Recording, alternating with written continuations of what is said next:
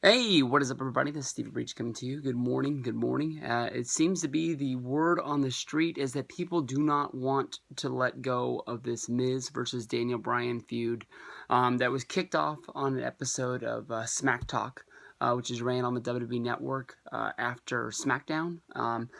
Honestly, in my opinion, I think a lot of people are looking too much into this promo. Definitely, in my mind, I think that the guys are sent out there and told to be able to go out there and say almost whatever they want to say. Talk about wrestling, talk about SmackDown, talk about Raw, um, put over the WWE brand. But when it comes down to it, be yourself. They don't want writers coming out and giving them, scripted promos to say this is basically a place for guys to be able to go out there and be able to show who they are and be able to show that, they know who their character is and be able to go off on this. Maybe The Miz went, honestly, a little bit too far with this promo with Daniel Bryan.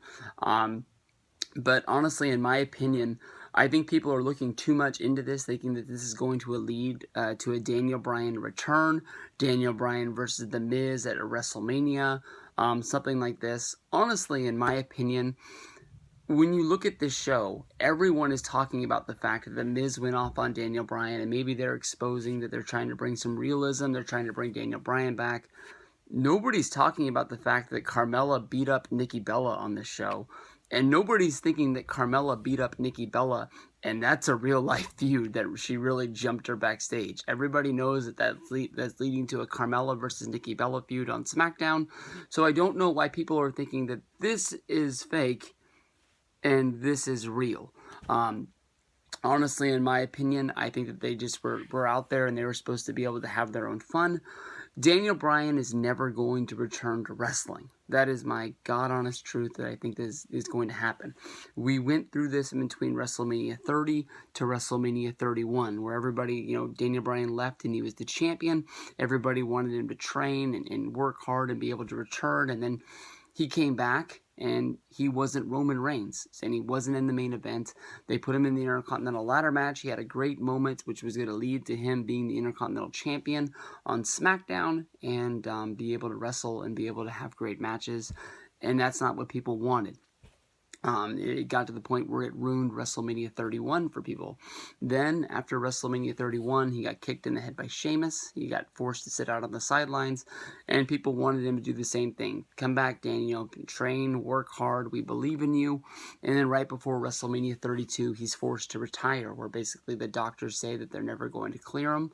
Vince McMahon asks him to retire in Seattle, so it's one hell of a moment for his hometown of Seattle to embrace Daniel Bryan, and, he walks away from wrestling only to come back a few months later. Now here he is I was going to say the leader, but I guess he's only the GM of SmackDown, and he's doing a good job. But, maybe Miz pulled back the curtain a little bit too much. Maybe he was trying to get himself over. Maybe Miz really got his feelings hurt over what Daniel Bryan said. I'm going to say this. I mean, if Miz is going to come back, or I'm sorry, if Daniel Bryan is going to come back and he's going to have a match against The Miz, people will be excited that Daniel Bryan's returning, and the minute that he does return, people will start complaining that the match is against The Miz.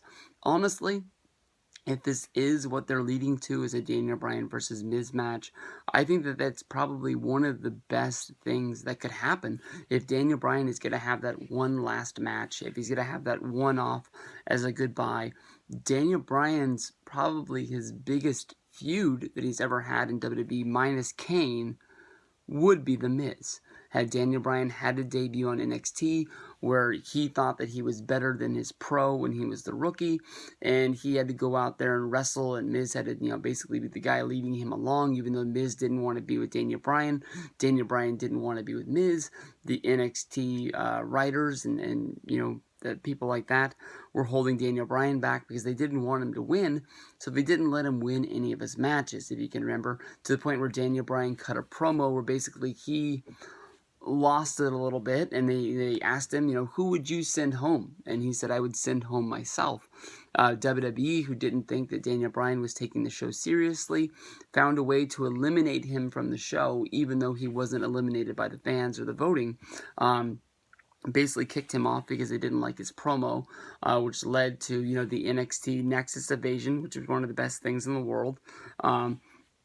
Got me directly back into wrestling, and he was fired that night for choking Justin Roberts with a tie, which in their opinion went a little bit too far. We've never got the answer to why it was, whether if it was Mattel, whether if it was the McMahon Senate run, or any of the other sponsors that came along, or what it's been. We've seen WWE break the PG sort of things for guys in the past, but at that point it was involving CM Punk, it was involving John Cena, but it happened with Justin Roberts. So it wasn't a moment that they could play over and over and over again for the history, for the, for all of the history of WWE.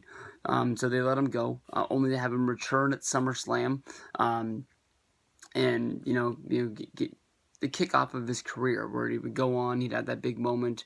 He'd win the United States Championship and sort of mosey along until the whole thing where he won the championship, lost the championship to Sheamus at WrestleMania 28, went into the Team Hell No thing, which really elevated his career to the moon. But honestly, in my opinion, I don't think Bryan's going to wrestle ever again. I understand that people like the guy. I love the guy. But when it comes down to it, they're not going to let him wrestle because of the way his head is. And it sucks. And we're going to have to get over it. And I think it was just one promo. And props to The Miz. I mean, it got everyone talking about a show that really nobody talks about and nobody watches on the WWE Network. So if there were words said between Bryan and Miz backstage, if Bryan really got his feelings hurt, I'm sure that The Miz would be the first guy to go to apologize to him and say that maybe he did go a little bit too far. But we'll have to see. People are still talking about this, and it's days later, so you can honestly say that The Miz did a damn good job, but I don't think Miz is going to be the guy bringing Daniel Bryan back out of retirement to have a match at WrestleMania.